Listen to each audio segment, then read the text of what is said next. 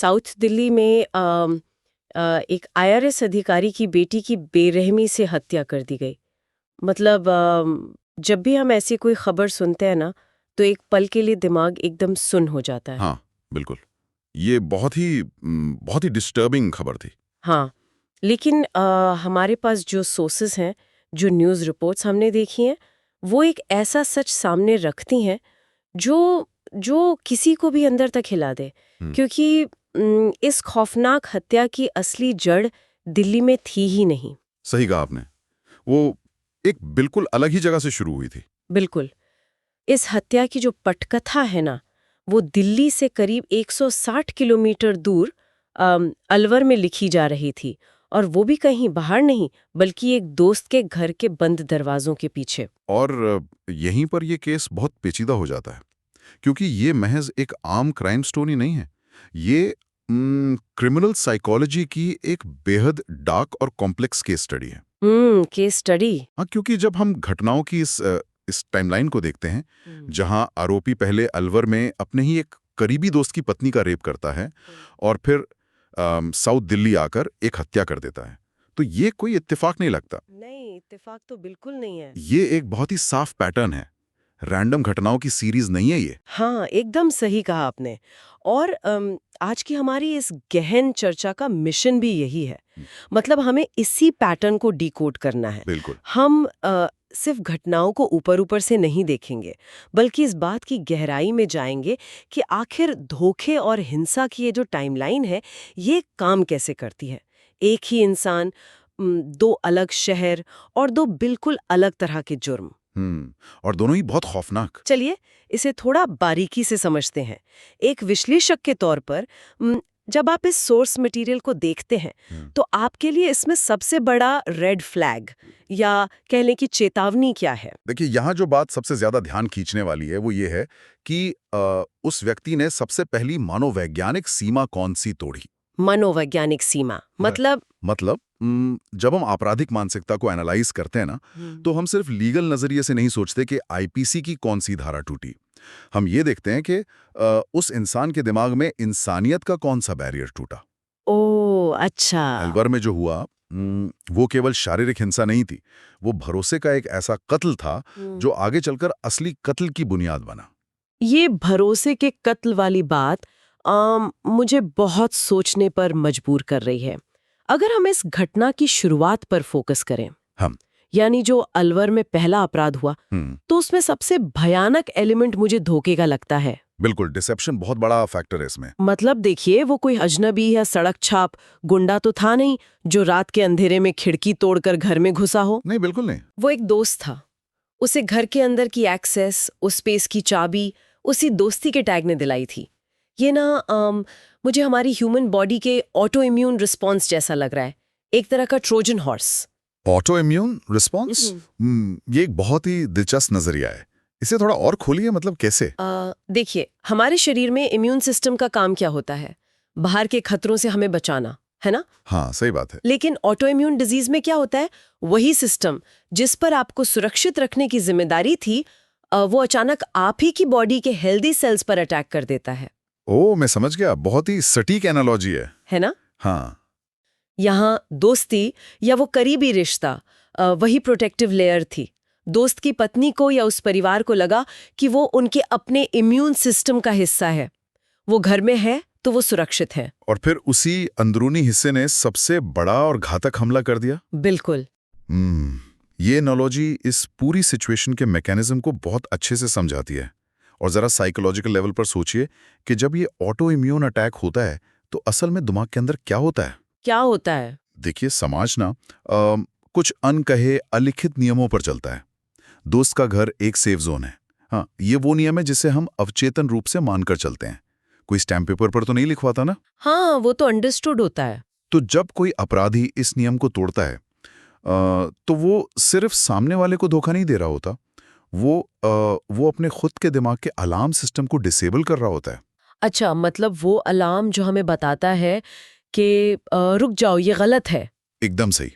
हम सभी के दिमाग में एक मॉरल कंपास होता है, हाँ, जो हमें एक्सट्रीम कदम उठाने से रोकता है।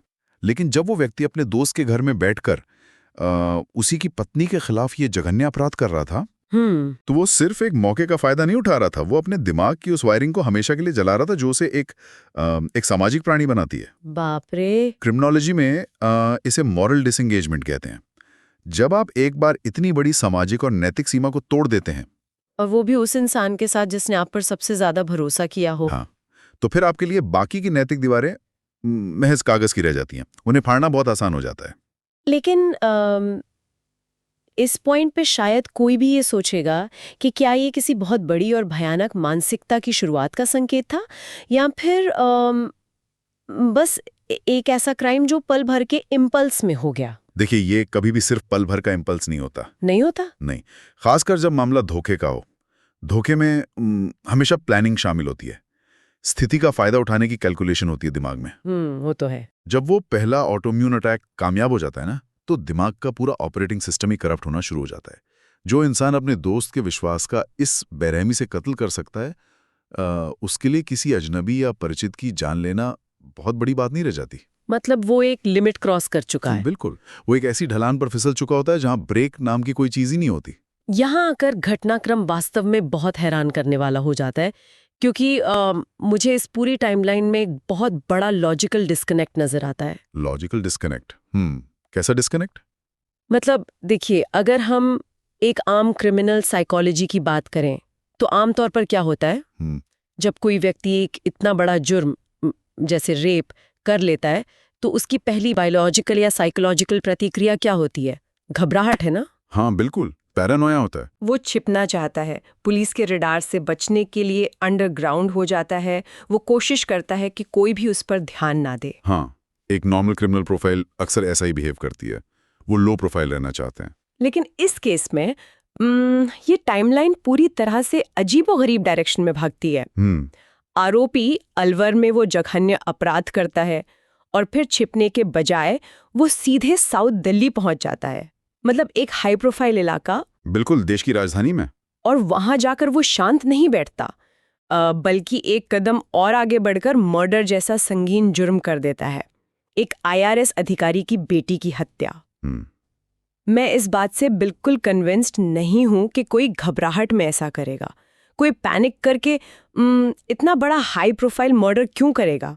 ये तो मुझे सर्वाइवल मोड कम और सेल्फ डिस्ट्रक्शन ज्यादा लग रहा है। ये बहुत ही स्ट्रॉन्ग पुशबैक है, और आपका ये सवाल सीधे इस केस की नब्ज पर चोट करता है।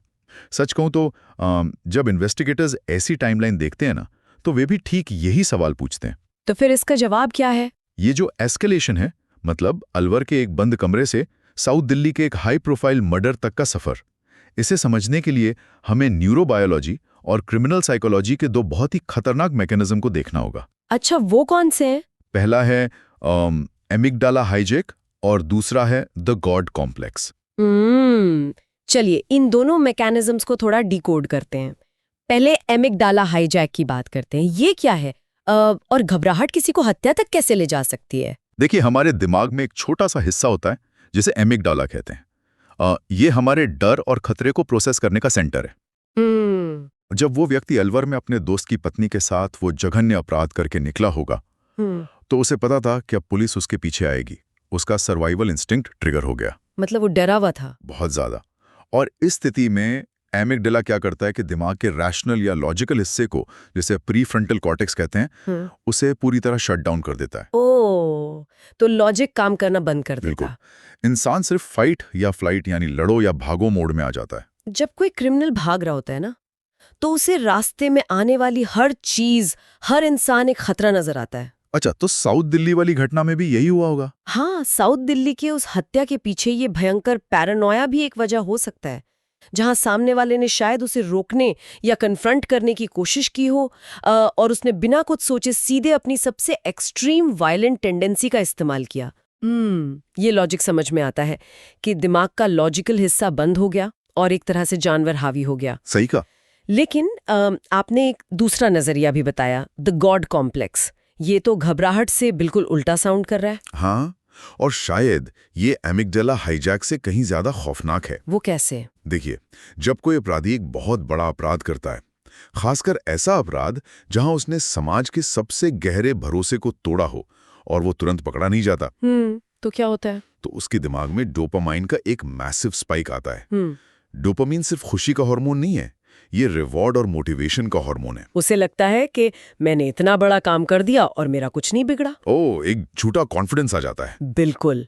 ये झूठी सफलता उसके अंदर के बचे खुचे डर को पूरी तरह खत्म कर देती है। मतलब जो डर उसे रोकना चाहिए था, वो डर ही डोपामाइन की वजह से दब गया। एकदम सही। इसे आप एक क्रिमिनल हाई कह सकते हैं। उसे लगने लगता है कि वो सिस्टम से ज्यादा स्मार्ट है, वो अजय है। यही गॉड कॉम्प्लेक्स है। बाप रे, ये तो बहुत खतरनाक है ना? जब वो अलवर से दिल्ली का सफर तय कर रहा होगा, है। तो वो शायद डर से ही कांप रहा होगा, बल्कि उस दुस्साहस में जी रहा होगा कि अब उसे कोई नहीं रोक सकता।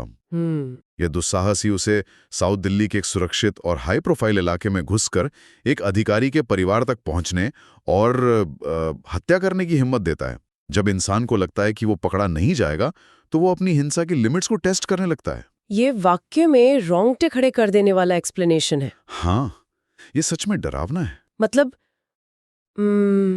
या तो वो डर के मारे पूरी तरह से अंधा हो चुका था, या फिर अहंकार और उस क्रिमिनल हाई में उसे लगने लगा था कि वो कुछ भी कर सकता है। बिल्कुल, दोनों ही संभावनाएं हो सकती हैं। दोनों ही हालतों में सामने वाले इंसान के लिए वो एक चलता फिरता टाइम बॉम्ब बन गया था, जो बस फटने वाला था। एकदम सटीक तरीके से आपने इसे समराइज किया है। तो इन सब का असल में क्या मतलब है? मतलब अगर हम इस पूरी पिक्चर को एक साथ रखकर देखें, तो इन्वेस्टिगेटर्स या पुलिस के लिए इस टाइमलाइन की अहमियत क्या है? बहुत बड़ी अहमियत है। क्योंकि अगर लीगल नजरिए से सोचें तो मर्डर है, उसके लिए दिल्ली वाले केस से ही उसे सजा मिल सकती है ना? हाँ, टेक्निकली हाँ। फिर अलवर से दिल्ली तक की इस पूरी चेन ऑफ इवेंट्स को एस्टैब्लिश करना इतना क्रिटिकल क्यों है? मुझे ये किसी कंप्यूटर सिस्टम में आए एक छोटे से मैलवेयर की तरह लग रहा है, जो चुपचाप सिस्टम में घुसा और धीरे धीरे पूरे ओएस को करप्ट कर दिया, जब तक कि पूरा सिस्टम क्रैश नहीं हो गया। पुलिस को ये क्यों साबित करना है कि मैलवेयर कब और कहां से घुसा? बहुत पावरफुल है। देखिए, पुलिस को ये पूरी चेन इसलिए साबित करनी होती है क्योंकि कोर्टरूम में सबसे बड़ी लड़ाई सिर्फ ये साबित करने की नहीं होती कि अपराध किसने किया। तो फिर क्या साबित करना होता है? ये साबित करना होता है कि अपराध किस नियत से किया गया, जिसे लीगल भाषा में मेंजरिया या क्रिमिनल इंटेंट कहते हैं। इसका मतलब है कि डिफेंस लॉयर्स इस केस में क्या तर्क दे सकते हैं। बहुत मुमकिन है कि डिफेंस लॉयर कोर्ट में ये तर्क देने की कोशिश करे कि साउथ दिल्ली का मर्डर एक क्राइम ऑफ पैशन था, या अचानक हुए किसी झगड़े का नतीजा था, या फिर ये कह दें कि आरोपी की दिमागी हालत ठीक नहीं थी। पागलपन का बहाना। बिल्कुल। अगर इन्वेस्टिगेटर्स सिर्फ दिल्ली वाले केस पर फोकस करेंगे तो ये तर्क कुछ हद तक काम भी कर सकता है। कोर्ट को शायद डाउट हो जाए, अब मैं कनेक्ट कर पा रही हूँ। अगर अलवर वाली घटना की टाइमलाइन को इस मर्डर से जोड़ दिया जाए तो डिफेंस का वो तर्क पूरी तरह से ध्वस्त हो जाएगा। अगर हम इसे एक बड़े परिप्रेक्ष्य से जोड़कर देखें तो बिल्कुल ऐसा ही होगा।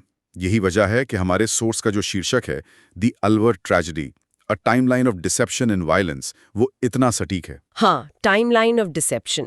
जब पुलिस कोर्ट में ये दिखाती है कि दिल्ली में मर्डर करने से कुछ ही समय पहले इस आदमी ने अलवर में अपने दोस्त की पत्नी का रेप किया था, तो ये साबित हो जाता है कि कोई अचानक हुई घटना नहीं थी। मतलब कोई सडन प्रोवोकेशन नहीं था। नहीं, ये एक सस्टेन्ड, लगातार बढ़ता हुआ हिंसक बर्ताव था।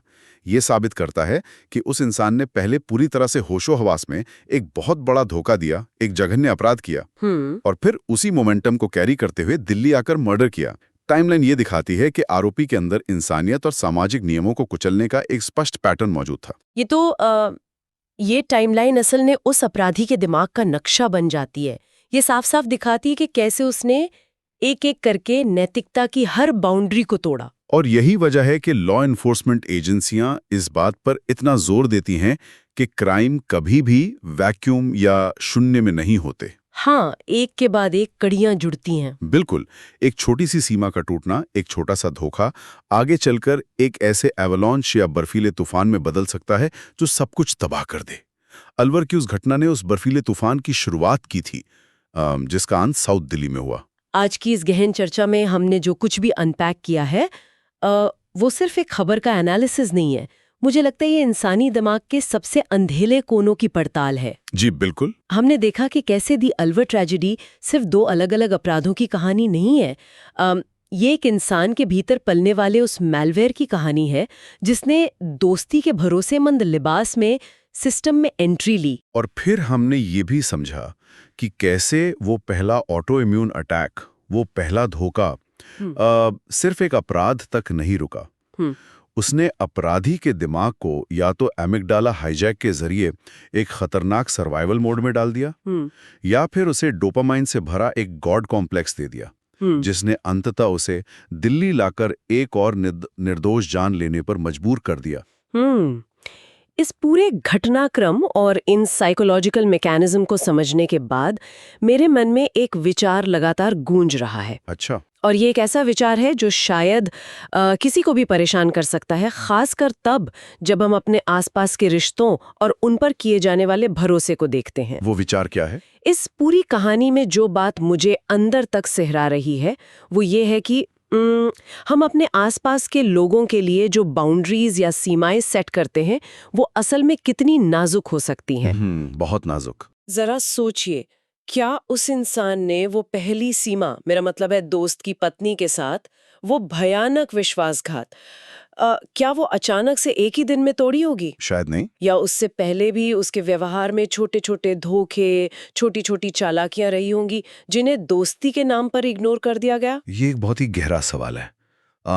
अक्सर बड़े अपराध रातों रात नहीं होते, उनके बीच छोटे छोटे उल्लंघनों में छिपे होते हैं। बिल्कुल, और यही सबसे डरावना हिस्सा है। क्या हम अक्सर अपने बहुत करीबियों के उन डार्क सिग्नल्स को जानबूझकर या अनजाने में अनदेखा कर देते हैं, जो आगे चलकर ऐसी अपरिवर्तनीय और विनाशकारी हिंसा का रूप ले सकते हैं? ये सोचने वाली बात है। अगर उस पहले छोटे से धोखे को उसी वक्त पहचान लिया गया होता, तो क्या साउथ दिल्ली की उस भयानक त्रासदी को रोका जा सकता था?